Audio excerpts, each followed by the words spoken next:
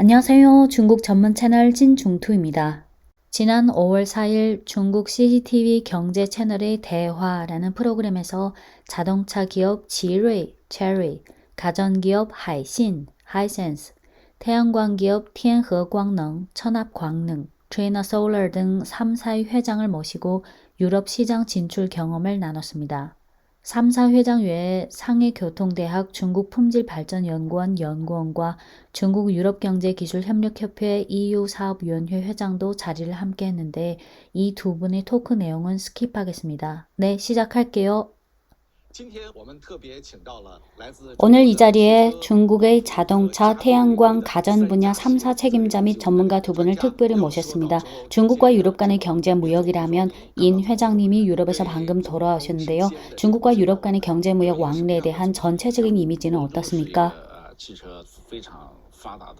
유럽은 자동차가 매우 발달한 시장이고 자동차의 발원지이기도 합니다. 지금 우리가 역으로 유럽 중심지로 들어가서 사업을 하는 것은 아주 큰 용기로 도전에 대응할 필요가 있습니다. 과거의 다른 시장에서 저희는 퍼포먼스가 좋았습니다. 물론 일부 기타 시장에서의 성공 경험을 유럽 시장에 완전히 복제할 수 없다는 것도 알고 있습니다. 그래서 이는 저희에게 있어서 새로운 도전, 새로운 과제입니다. 도전이라 하면 북경 모터쇼에서 거의 모든 자동차 기업 회장들이 다 현장에 투입됐는데요. 윤 회장님은 어제 모터쇼 현장에 하루 종일 계셨고 이따 녹화 마치고 다시 모터쇼로 복귀한다고 말씀하셨습니다. 네, 저는 전형적인 납치당한 케이스죠. 납치당하신 거예요? 산업에 납치당했고 젊은이들에게 납치당한 겁니다. 어제 모터쇼 현장에 계셨을 뿐만 아니라 4시간 동안 라이브 방송도 하셨는데 순식간에 회장님이 인터넷 유명인이 되셨어요. 제가 우스갯소리로 60 넘은 아저씨가 어쩔 수 없이 라이브 방송으로 물건 팔게 됐다라고 했는데 하지만 자사 제품을 스스로 홍보하는 시대가 이미 지금 정도로 된 거고 아주 재미있는 일이기도 합니다. 고통스럽지만 아주 재미있죠. 어제 회장님이 실시간 검색어를 한 건 기여하셨는데요.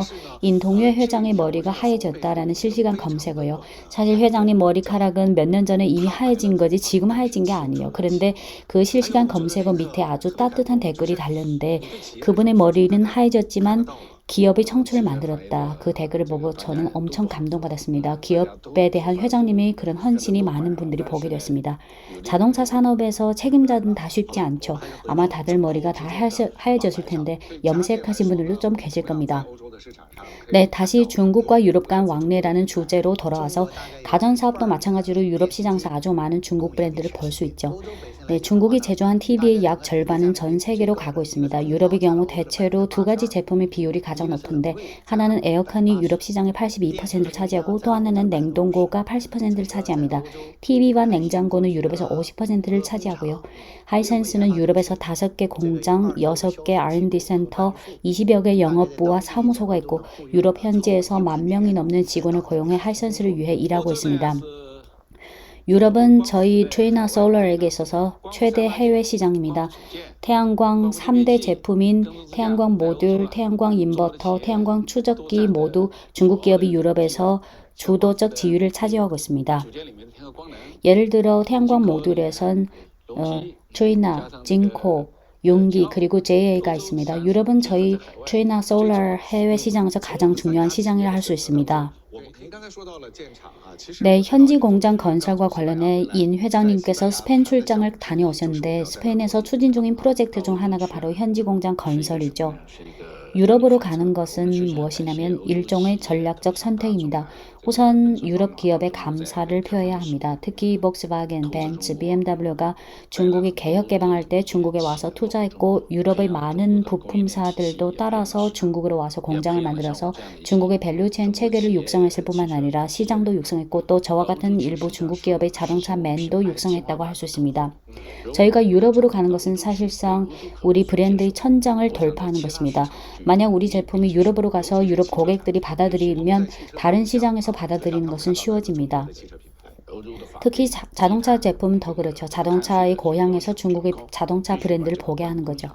네, 유럽의 법규, 저탄소, 탈탄소에 대한 요구가 비교적 높은데 우리는 반드시 그 관문을 뚫어야 했고 그렇게 되면 우리는 강거 목장, 즉 사물의 핵심을 파악하면 그 외의 것들은 이에 따라 해결되고 기타 시장에서 더 큰 공간이 생기게 되죠.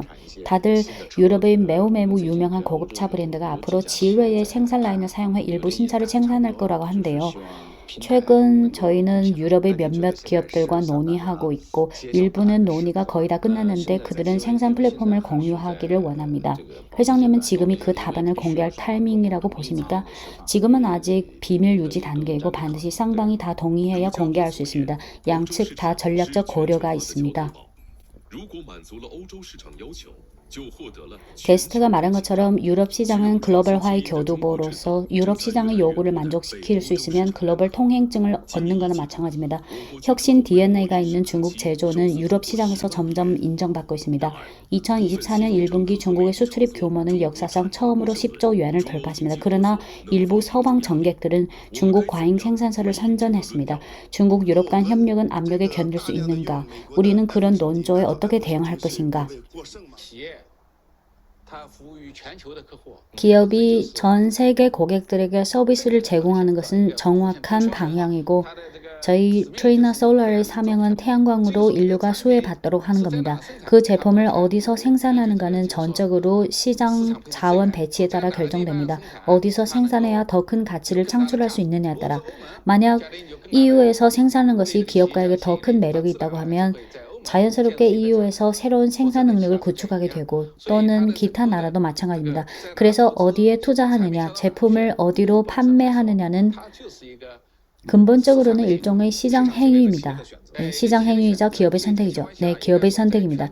그래서 이런 상황에서 글로벌 범위에서 보면 이런 선택은 더 많은 기업들이 더 좋은 발전을 얻을 수 있게 하는 동시에 최종 고객들이 더 수혜받게 합니다. 네, 중국의 생산량이 크고 수출량이 큰 걸 봤다고 해서 그걸 과잉 생산으로 정의하면 안 됩니다. 자동차 산업은 지금 마침 신구 교체기에 있고 전기차 생산 능력은 아마 아직 부족한 상황에 처해 있어서 지금 이 얘기를 하고 싶은 게 국내 과잉 생산설 자체가 거짓 명제입니다. 왜냐하면 시장 경제라는 것은 통상 가격의 과도 경쟁의 특징이라는 게 있고 많은 경우에 생산 능력 계산 시 일부는 무효 생산 능력이 포함되어 있는데 국가 통계에 그것이 포함됐을 가능성이 있습니다. 한편 지금 일부 우수한 기업이나 우수한 제품 또는 일부 선진 기술은 아직 신규 생산 능력이 필요합니다. 해외도 마찬가지입니다. 서방은 아마 지금 우리가 어떤 상황에 처해 있냐면 중국 자동차가 해외로 나가고 있는 가운데 아마도 서방 동종업계들은 아마 경쟁을 두려워할 수도 있고 우리도 아마 같은 심리가 있을 수 있고 유럽은 이미 2번을 겪었고 이번이 3번째입니다.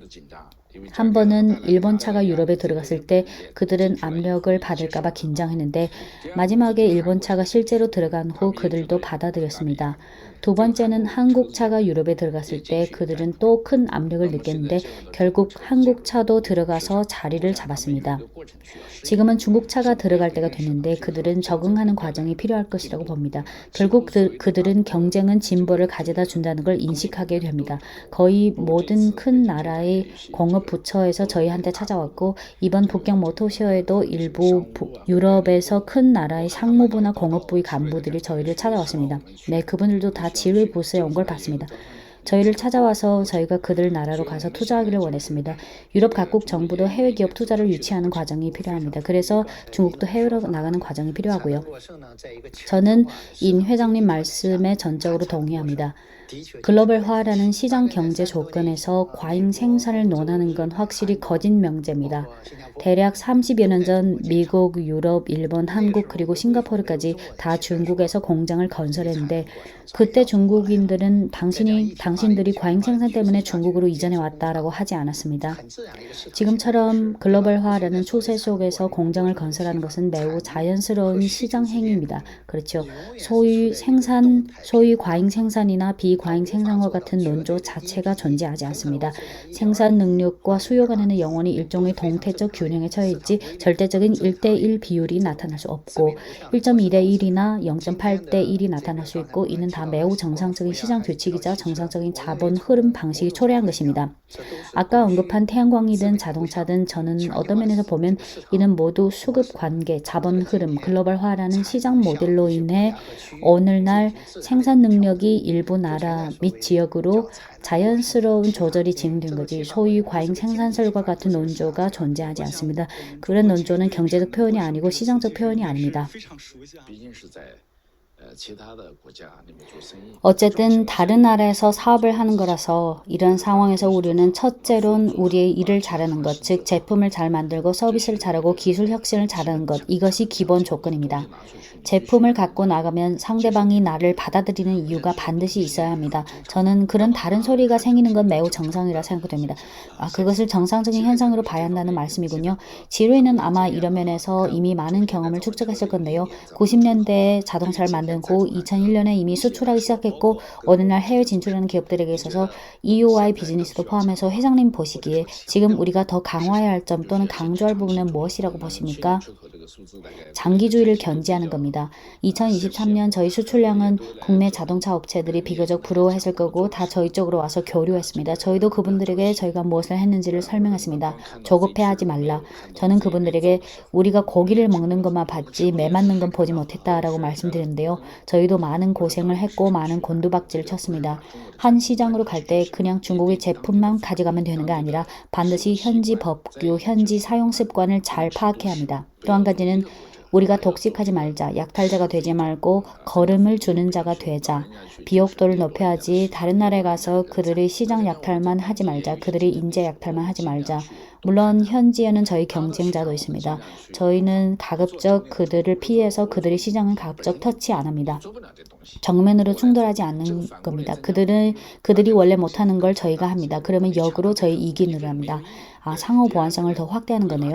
제가 그들이 고기를 뺏는 건 하나는 의미가 없고 둘째는 원한을 사게 됩니다. 그래서 저희는 좀 더 총명하게 그들과 차별화되게. 하이센스는 유럽에 진출할 때 처음에도 제품 수출을 했고 그 후에 천천히 제품 수출해서 브랜드 운영으로 갔고 그 후에 현지화라는 글로벌 방식으로 갔습니다. 하이센스는 2018년 고레니에라는 현지 기업을 인수했습니다. 인수되기 전 그 기업은 이미 12년 동안 적자였고 하이센스가 인수한 후 1년 반이라는 시간으로 그 기업은 흑자 전환됐습니다. 고레니에가 위치한 그 도시에는 약 3분의 1의 주민이 다 그 기업에서 일하고 있습니다. 그래서 그 기업의 흑자 전환은 갑자기 그분들로 하여금 중국에서 온 기업이 유럽 기업이 못해낸 경영 관리를 할 수 있다는 걸 느끼게 했습니다. 밥그릇을 더 안심하게 들 수 있게 됐네요. 2023년 제가 슬로베니아 총리를 만나 뵀을 때 그분이 저에게 하신 말씀 중에 2023년 슬로베니아가 50년 만에 큰 홍수를 당했는데 당시 하이센스가 가장 먼저 나서서 재해 복구에 동참했기 때문에 슬로베니아 사람들은 하이센스를 그냥 자연스럽게 본토화 기업으로 간주하게 됐다고 했습니다. 저희는 더 이상 이른바 인수자로 자처하지 않고 약탈자 신분이 아니라 현지에 기여를 하는 기업이라는 자세로 다가가서 현지의 인정을 받게 됐습니다. 까오 회장님 보시기에 어떤 면에서 우리로 하여금 유럽이 우리를 필요로 하고 우리도 유럽이 필요한 걸 시시각각 느끼게 하나요? 2010년부터 2020년까지 10년 동안 우리 중국의 태양광은 유럽과 해외 기업들을 추월해 글로벌 선도주자가 됐습니다. 지금 우리는 이미 새로운 시대, 그러니까 글로벌 시대를 이끄는 그런 시대에 이미 들어섰습니다. 최근에 제가 마침 유럽의 한 연구기관 책임자와 얘기를 나눈 적이 있는데 그분이 뭐라고 했냐면 지금 연구하는 산업에 모멘텀을 불어넣어야 해서 트위나 솔러가 가급적 빨리 저희 나라로 오시길 바란다. 유럽에 와서 투자하면 저희 연구도 귀사의 사업과 더 잘 협력할 수 있게 된다라고 말했습니다. 유럽, 예를 들어 거기에 인재 환경, 혁신 환경, 그리고 비교적 양호한 법률 법규의 그런 투명성은 실제로 매우 좋다고 생각합니다. 특히 유럽은 지적재산권 보호에 대해 아주 잘한다고 봅니다. 왜냐하면 지적재산권 보호도 고품질 발전 중 한 가지 관건입니다. 지적재산권을 잘 보호해야 혁신을 잘 보호할 수 있습니다. 있습니다. 가전이든 자동차든 민중들의 생활과 가깝게 있는데 유럽 시장을 위해 어떤 특별한 디자인을 제공한 적 있습니까? 예를 들어 자동차, 유럽은 어떤 자동차를 좋아합니까? 유럽인들은 중국과 소비 스타일이 확실히 다릅니다. 많은 유럽인들은 소형차를 선호하고 중국인들은 아마 대형차를 더 선호합니다. 유럽의 오래된 거리에선 아무래도 소형차가 비교적 많습니다. 유럽은 에너지가 매우 비쌉니다. 특히 최근 몇 년간 아주 비쌉니다.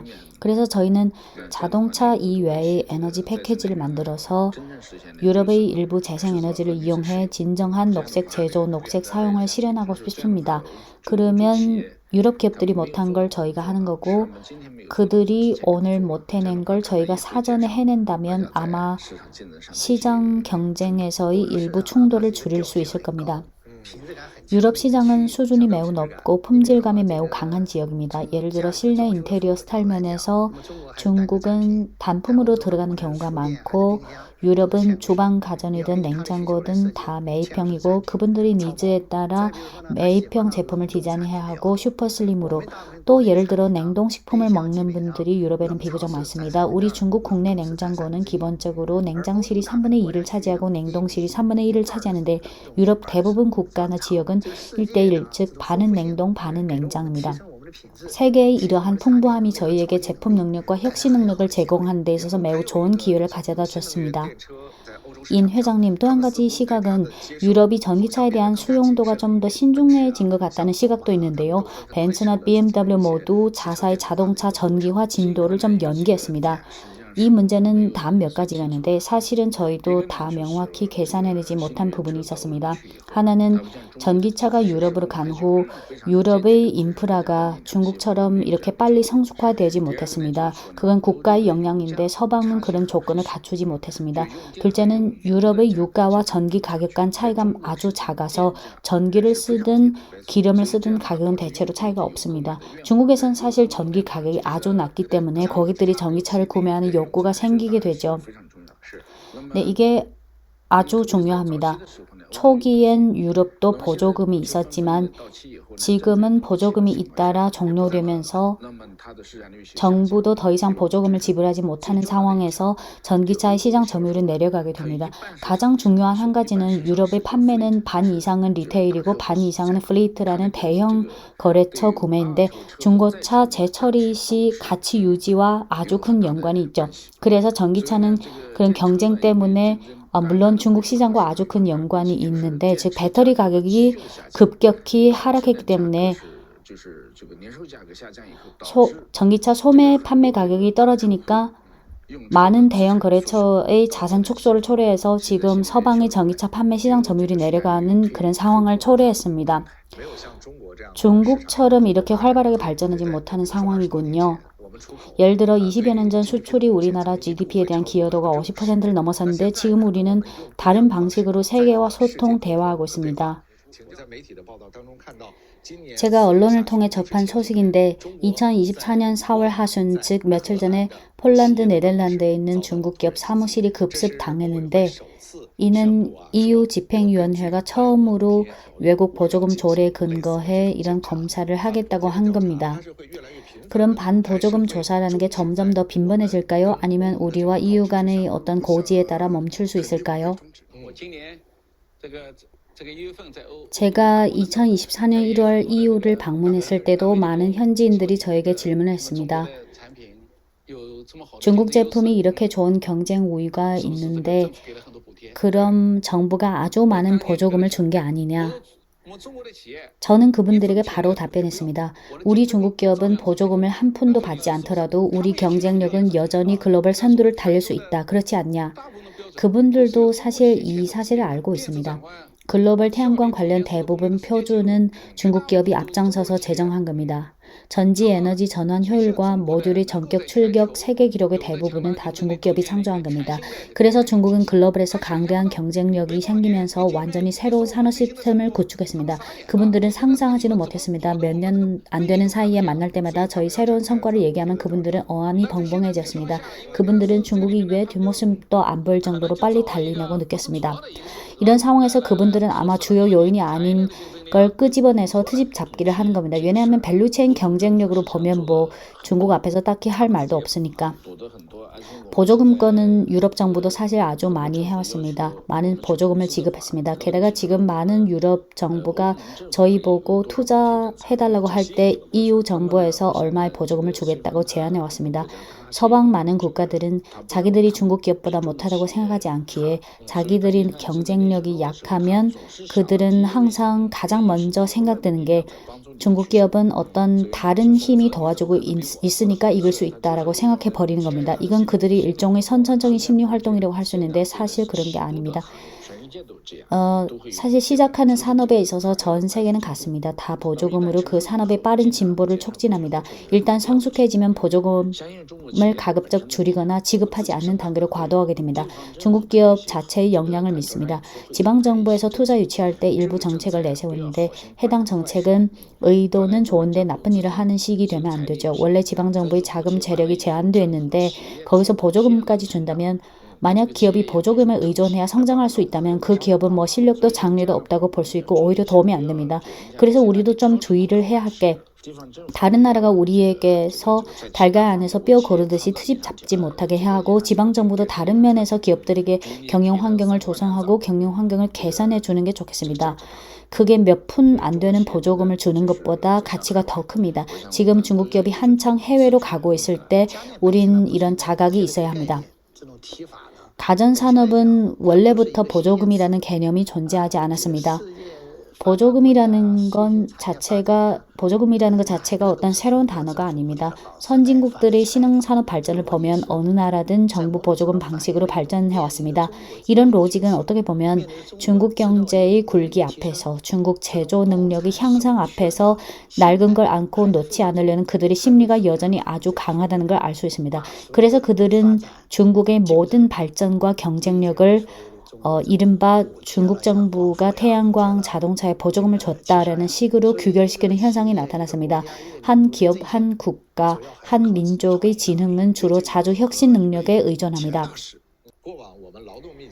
과거에 우리 노동밀집형 기업이 해외로 나갈 때도 반보조금 조사를 당했고 오늘날 신흥산업 기업들이 해외로 나갈 때도 여전히 조사를 당했는데 이런 조사는 아마 우리의 의지에 따라 멈추자고 해서 멈추는 건 아닌 것 같습니다. 중국 기업이 해외로 나갈 때 우선은 시각을 바꿔서 보는 걸 배워야 하는데 우리 중국 기업들은 아마 중국의 시각에서 세계를 보는 경우가 많을 거고 더 많은 중국 기업이 외부에서 중국을 바라보기를, 즉 역으로 보기를 원할 수 있습니다. 저는 반보조금과 같은 그런 것들은 다 상업사회에 있어서 일종의 정상적인 도구와 힘겨루기 수단이라고 봅니다. 왜냐하면 모든 정부는 다 자국 공업을 보호해야 할 그런 책임이 있기 때문에 그래서 그런 건 다 아주 정상적인 거라고 생각하고 우리가 그걸 어떻게 받아들이고 익숙해지고 이용할 것인지를 생각해야 하고 그런 소유 문턱이든 뭐든 다 우리로 하여금 더 위로 제고하도록 우리로 하여금 기술 혁신을 하도록 우리로 하여금 경영관리 혁신을 하도록 우리로 하여금 글로벌화 마인드를 가지도록 압박하는 일종의 추진력 동력으로 간주해야 합니다. 지금 우리는 어떻게 스스로를 도전해서 고소득인데다 법률 시스템이 비교적 복잡하고 엄격한 상황 이런 환경에서 우리가 생존할 수 있느냐 성공할 수 있느냐 만약 이런 도전에서 성공한다면 우리는 진정한 세계급 기업이 될 수 있고 진정한 세계급 브랜드가 될 수 있습니다. 절대 과거와 같은 그런 플레이 방식은 안 됩니다. 단순한 가격전과 같은 그런 게 아닙니다. 지금 국내의 일부 방식은 해외에선 아마 이미 통하지 않을 수 있습니다. 자신의 제품을 어떻게 홍보하느냐 광고를 어떻게 하느냐 이런 것들은 해외에서 다 통하지 않을 수 있습니다. 그래서 이런 상황에서 우리도 아마 타인을 때려 죽일 게 아니라 아마도 일정한 시장 점유율을 유지하는 선에서 상부상조하는 게 좋을 겁니다. 예를 들어 과거에 일본, 한국이 유럽에 들어갔을 때 다들 두려워했죠. 아시아 기업들이 들어온다고 하니까. 하지만 일정 수준에 달한 후 보니까 유럽 시장에서 일한 기업의 점유율은 그냥 20% 정도였고 더 이상 올라가지도 내려가지도 않았으며 다들 그런 구조를 받아들이게 됐습니다. 저는 우리 중국 기업들은 앞으로 많은 나라에서 그 나라 기업들을 점점 다 먹어버리고 천하를 통일시켜버리면 안 된다. 우리가 다녔던 길에도 풀이 자라게 해야 아마 더 좋을 것이다 라고 생각합니다. 그런 요구든 또는 과거에 종종 있었던 일부 제한이든 그런 것들은 다 우리가 더 위로 올라가는 일종의 힘이라고 생각합니다. 물론 중국이 태양광 같은 그런 신흥 산업이 과거에 잘 발전했기 때문에 각 지방 정부들이 이런 분야에서 투자 유치를 대대적으로 하는 게 확실히 좀 과한 것 같습니다. 과도한 투자 유치는 어떤 결과를 초래했냐면 중국 기업들 간의 일종의 과도한 경쟁을 초래했습니다. 이런 상황은 응당이 가급적 빨리 돌려놔서 산업이 더 건강한 발전 궤도로 갈 수 있게 해야 합니다. 그래야 실제로 중국 기업들이 공동 발전에 매우 유리할 것입니다. 세계급 기업이 세계적인 도전을 맞이할 때 진정한 왕권을 쓴 자가 되려면 그 무게를 감당해야 합니다. 이건 반드시 갖춰야 할 마음의 준비입니다. 방금 인 회장님이 언급하신 것처럼 우리는 전체적인 현지 사회와 전체적인 밸류체인과 함께 사회 진보를 추진해야 하고 역으로 우리 능력의 부단한 재고를 쟁취해야 합니다. 그런 능력에는 아까 언급했던 기술 혁신, 지적재산권, 녹색 저탄소 에너지 사용이 포함됩니다. 하이센스는 지금까지 2023년에 또 TV 산업 유일의 제로 탄소 공장의 타이틀을 취득했습니다. 즉 저희가 사용하는 녹색 에너지가 저희가 필요한 동력 에너지를 완전히 커버할 수 있고 심지어 그중 일부를 사회에 기여할 수도 있었습니다. 이것은 태양광이 저희에게 가져다 준 아주 좋은 진보죠.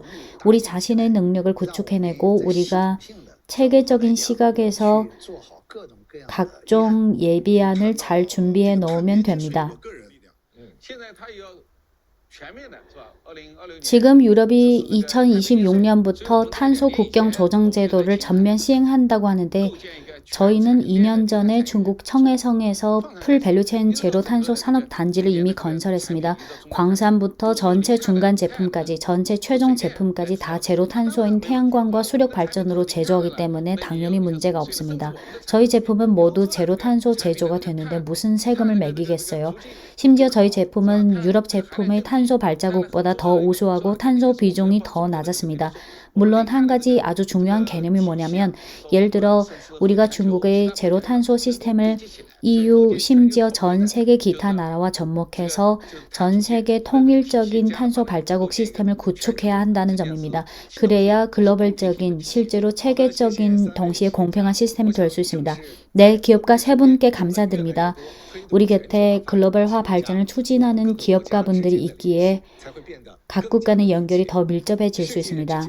세계가 멋진 것은 우리가 충분히 많은 다양성이 있기 때문입니다. 우리는 더 많은 인내심이 필요하고 더 많은 신뢰가 필요하며 그래야 글로벌화의 발걸음이 멈추지 않을 겁니다. 사실 중국에든 유럽의 많은 나라에든 다 술 양조로 유명하죠. 비록 각자의 양조법은 다르지만 맛있는 술로 정을 나누고자 하는 욕구는 똑같습니다. 우리 함께 서로의 아름다움을 감상하면서 우리 모두에게 속하는 아름다운 미래를 창조해 나가고 이 세계에 속한 아름다운 미래를 만들어 갑시다. 더 많은 협력, 더 많은 축복, 더 아름다운 미래를 위하여.